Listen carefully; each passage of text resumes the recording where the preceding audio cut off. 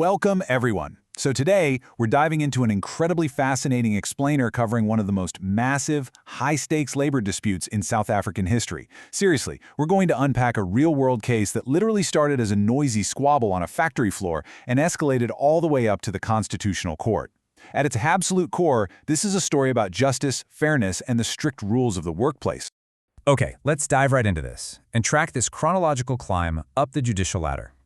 We're going to hit 5 key beats. First, the internal union spark. Second, the Volkswagen plant shutdown. Third, the arbitration plot twist. Fourth, the appeals court reversal. And finally, number 5, the final constitutional verdict. Starting off with Section 1, the internal union spark.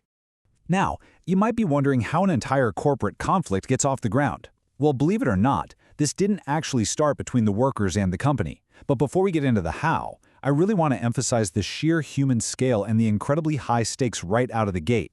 We're talking about exactly 1,336 individual workers. That's 1,336 livelihoods, families, and careers suddenly on the line. This wasn't just a minor disagreement, it was a massive, life-altering disruption. So what actually triggered all this? Let's look at the key players involved. You've got Volkswagen as the employer. Then you have NUMSA, which was the sole bargaining trade union for the hourly workers at the plant. And finally, you have those 1,336 striking workers. So the inciting incident happens in January of the year 2000. And like I said, it was basically an internal squabble. NUMSA ended up suspending 13 of its own shop stewards. In response to that, on January 20th, the workers who supported those suspended stewards decided to embark on an unauthorized strike. They just flat out refused to work until NUMSA lifted those suspensions. So ironically, they were striking against their own union, not even their employer. Moving on to Section 2, the Volkswagen plant shutdown. Let's see how this strike escalates. Let's move through this timeline to see how the tension builds, because it's a tight, dramatic sequence of escalating ultimatums. The strike kicks off on January 20th. By the very next day, the 21st, Volkswagen shuts down the plant entirely and issues warnings that this strike is illegal. By the 24th, workers do return to the plant, but they completely ignore management's warnings to actually go to their workstations, which prompts a second total plant closure. Then, it looks like a breakthrough. On January 28th, NUMSA and Volkswagen sit down and actually sign an agreement to end the strike. The plant is set to reopen on January 31st, but when that day rolls around, a substantial number of workers are still MIA. Finally, on February 3rd, the hammer drops. 1,336 workers are officially dismissed. And just to highlight the absolute lengths management went to before taking that final drastic step, look at this number, 50,000. On January 31st, Volkswagen distributed 50,000 notices in the surrounding area in multiple languages across print, radio, and electronic media. That is a massive, highly public effort warning workers to return by February 3rd or face dismissal. But the strike continued anyway, leading directly to those mass firings. Which brings us to Section 3, the arbitration plot twist. So the dismissed workers immediately bring their case to the CCMA, where the arbitrator zeroes in on a very specific legal principle, ality alteram partem. It's Latin for listen to the other side. I mean, think about it. You'd absolutely want a chance to defend yourself before being judged, right? It's a bedrock rule of fairness. Well, the arbitrator felt Volkswagen actually breached this rule because they didn't formally invite the striking workers to explicitly explain why they shouldn't be fired. And this brilliantly illustrates an absolutely critical legal distinction in labor law. It's the difference between substantive and procedural fairness. Basically, the why versus the how. Substantive fairness is about the why. Do you have a valid legal reason to fire someone? And yes, participating in an unyielding illegal strike is a perfectly valid substantive reason. But procedural fairness? That's about the how. Did you follow the proper legal steps, hold the right hearings, and give the correct warnings? See, you can have a totally rock-solid reason to fire someone, but if you bungle the execution and do it the wrong way, you're violating procedural fairness. Which leads us to the arbitrator's shocking plot twist of an order. Get this. Purely because of that perceived failure in procedural fairness, the how, the arbitrator ordered the complete reinstatement of all 1,336 workers. Now, the arbitrator completely agreed that the dismissals were substantively fair, meaning the workers were totally in the wrong for striking, which is why he refused to give them retrospective back pay. But he ordered them to get their jobs back anyway, entirely based on the procedure. Wild, right?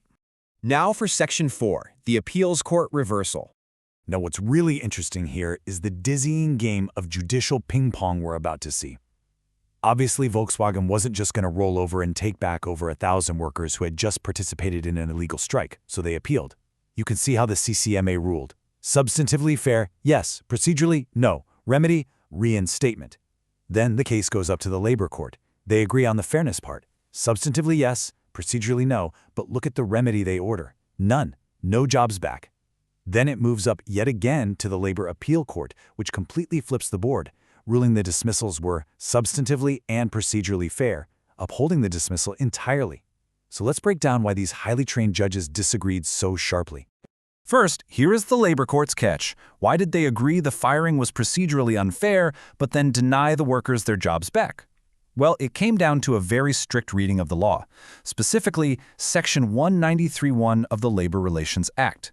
The labor court ruled that this specific legal section actually does not permit a judge to order reinstatement if a dismissal is only procedurally unfair. Therefore, the arbitrator had legally overstepped his bounds by giving them their jobs back in the first place. But then the Labor Appeal Court, the LAC, steps in and totally flips the script. They ruled that the arbitrator had completely misunderstood that audi alteram partem principle we talked about earlier. The LAC pointed out that Volkswagen and NUMSA had held numerous meetings. The union and the workers absolutely had ample opportunity to be heard. Furthermore, that January 28th agreement to end the strike, that settled the matter. When the workers blatantly defied that signed agreement, the employer was well within its rights to take action.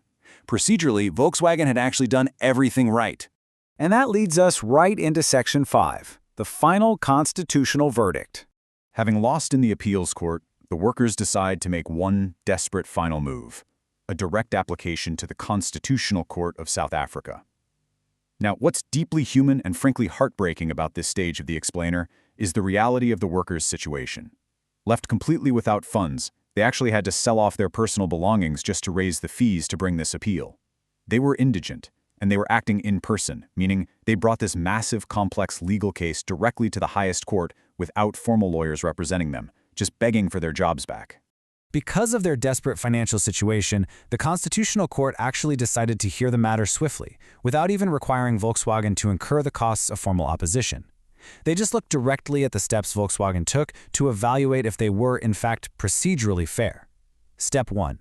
Management held separate, repeated meetings with both the workers and the union. Step 2. The plant was closed specifically to force a return. Step 3. A formal agreement was signed with the union. And Step 4, those massive public ultimatums, including all 50,000 of those notices, were heavily distributed. So the crucial point is summarized perfectly by the highest court itself. I'll read the quote directly from the unanimous judgment handed down on April 4, 2003. In the light of these facts, the applicants have no prospect of persuading this court that their dismissal was procedurally unfair. The application for leave to appeal is dismissed. The court fully recognized the human tragedy of the situation, but the law was crystal clear. The dismissals were fair, and that officially closed the book on this years-long dispute forever. Which leaves us with this final, incredibly tough question to ponder. When 1,336 jobs and families are on the line, how do we, as a society, balance the fundamental right of workers to take collective action with the absolute necessity of adhering to strict legal agreements and procedures? It is a delicate, fascinating, real-world balance. Thank you so much for joining me on this explainer today. I really hope you found this structural breakdown as interesting as I did. Keep learning, and I'll see you next time.